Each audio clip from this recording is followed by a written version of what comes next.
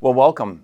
We're lucky enough to have Dr. Andrew Schramm, who's with us today from the Division of Trauma and Acute Care Surgery in our continuing series on Get to Know our new faculty. As I was talking to Andrew, with the pandemic and with everyone masked up and with oftentimes surgical caps, all we see is this tiny little bit of, and as a psychologist, you can even probably tell us about the ramifications of all this, and we'll maybe get to that in a minute, but the purpose of these little video sessions is for everyone who checks out our website, certainly everyone who's from MCW and beyond, to get to know our faculty, which is really neat. So Andrew, tell us a little bit about you, where you grew up, and how you ended up finding a career in psychology and medicine. Yeah, so I was born in Cedar Rapids, Iowa, and then spent high school on in Minnesota. Okay. And then went to graduate school at University of South Carolina, and then did residency at University of Kansas Medical Center. Oh, wow. And can I just ask you about Cedar Rapids? So that's Quaker Oats. That's right, yeah. Okay, so does everyone in Cedar Rapids have to eat cereal in the morning?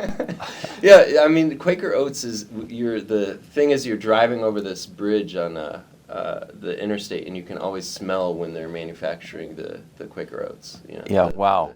And does it vary with the cereal that they're making that day? Sometimes there's the like maple syrup smell, other times it's something else, so yeah. It varies. So what was your cereal growing up? I really liked Wheaties. Yeah, my dad worked for General Mills, so the Quaker Oats competitor, actually. So it was a little controversial, you know? Wow, oh, that's great. And what did you do growing up? What were kind of the fun things you did growing up?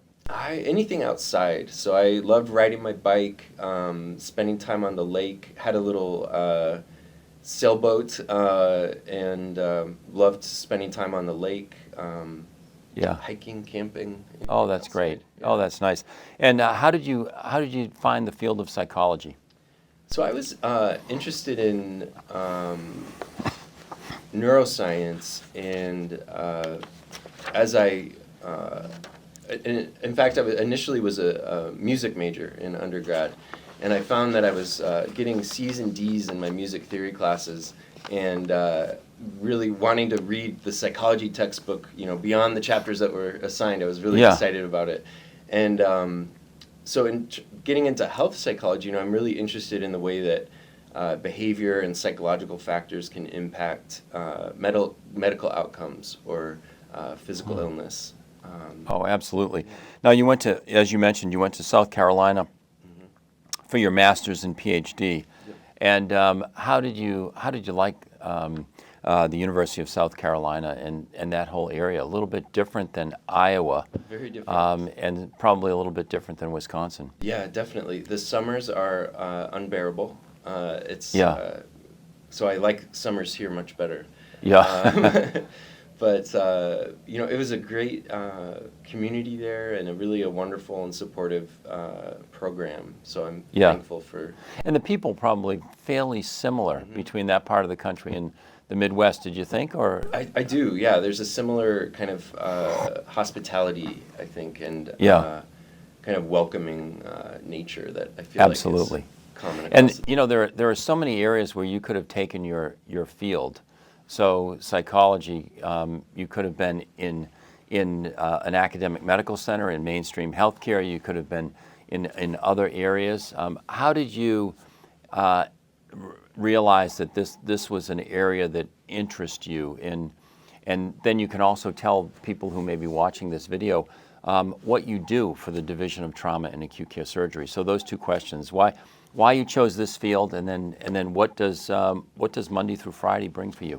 Yeah, so I specialized in trauma psychology. I realized in residency, where I was doing rotations across the medical center in you know, rehabilitation and oncology and psychiatry, that I really found it impactful to work with people soon after a traumatic event.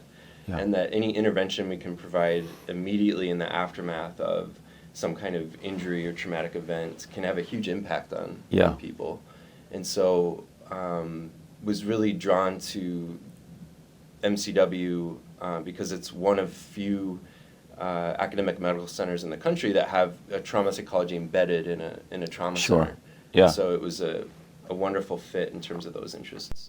You know, we hear so many anecdotes of people who have some type of unexpected traumatic event in their life, whether it's a car crash or they're a victim of gun or knife violence or something like that.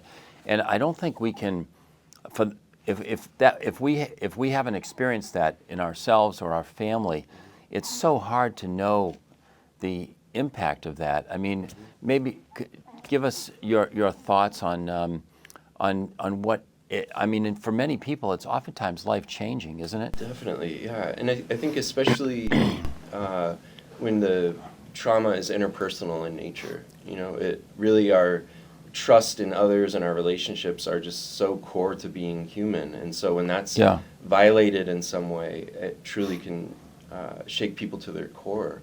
And I think especially, you know, we work a fair bit with folks exposed to kind of continuous community violence. And so sometimes the trauma exposure is ongoing. And so really working in those communities to provide healing is an incredible opportunity. Oh, yes, just so important. Well, my last question. I know outside of work that you try to keep your division chief, Mark DeMoya, from sinking sailboats and keeping him on the wind, and which is probably like a full-time job. But what do you like to do outside of work? Yeah, so again, anything outside, I just love, especially being on the lake. Any excuse to get on a boat, I'm excited to do that. I play the piano. Oh, wow. So, enjoy that as well. Yeah, just another benefit of these videos is we find out so much. I think, Haley, you're going to probably know more about our faculty than anyone else in the Department of Surgery. When did you start playing the piano? In elementary school. Yeah. Oh, wow. So did Mom make you play the piano? No, it was voluntary. Oh, yeah, wow. It was really, wow. My grandma was a pianist, and so I always grew up hearing her play, and just was always. And there was a piano in the house then? Mm-hmm. Yeah. Oh, wow. So you still play? I do. Yep. And where do you have a piano yourself? I do. I had some family friends that gave me a beautiful baby grand piano when they were downsizing their house. Yeah. And so I'm fortunate to have a beautiful oh, wow. piano at home. And as an Iowan, how do you like Milwaukee? I like it a lot. I like it a lot.